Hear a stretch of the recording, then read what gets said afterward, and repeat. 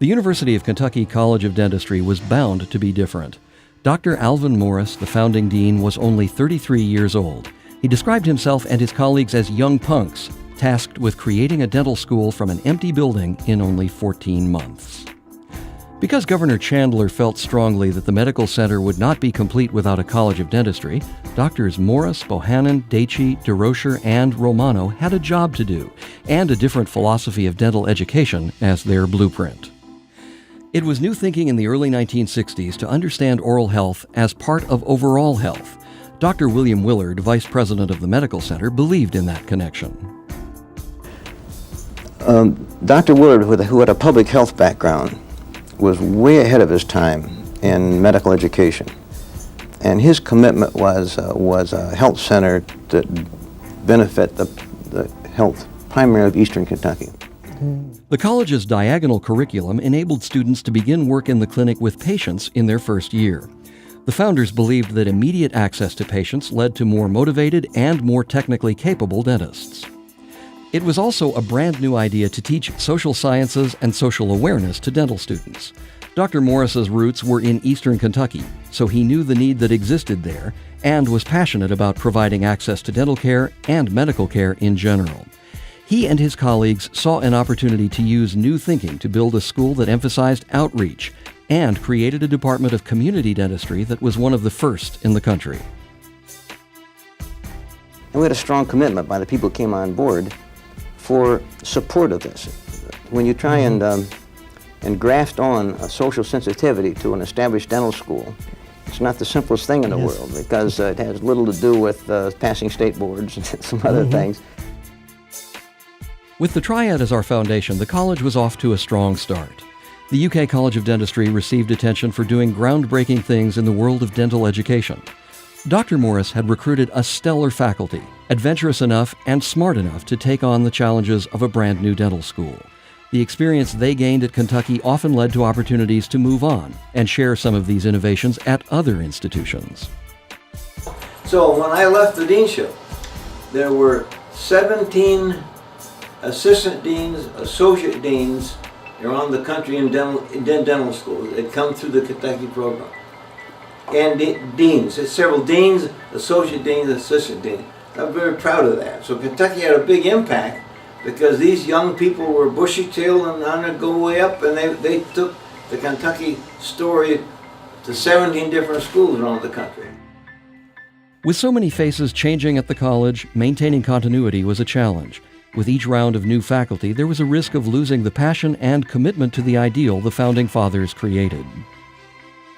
And so the question was, how do you pass what we believe in, what this school's all about, to that next level, next group, so that what we're all committed to stays intact and has integrity, you know. Over the next decades, leadership at the college faced new challenges. Funding was reduced, political struggles came and went, and the original core faculty moved on. But the college's commitment to the Triad, biologically oriented, technically capable, and socially sensitive dentists, remained in place. And serving an underserved population in our state has always been at the heart of our mission. We had a student and a patient from Eastern Kentucky.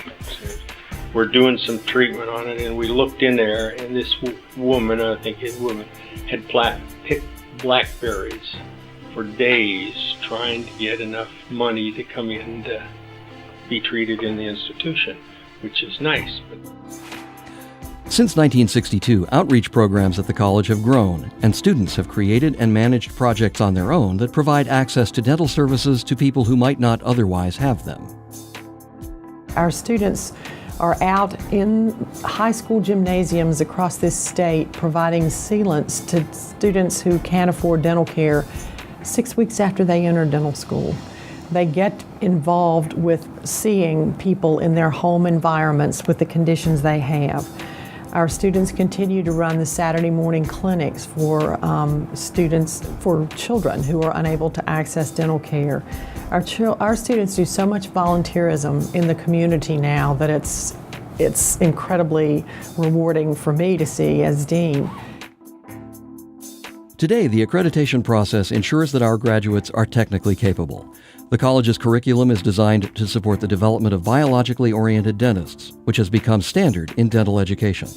Although the college is not evaluated on social sensitivity, it is woven through the fabric of the institution and has become part of the admissions criteria for incoming students. We're interested, obviously, in someone's academic prowess, but we're also interested in how much volunteerism have they done? What have they done to demonstrate that they are socially aware of something bigger than themselves?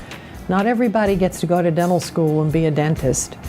These positions in dental school are hard to get into, and so it's important that the people that we select are people that are serious about giving back to humankind. Not surprisingly, alums of the UK College of Dentistry become caring, empathetic dentists who honor their profession by their service. Stories of their generosity in their communities show that, especially in Kentucky, we value more than just test scores.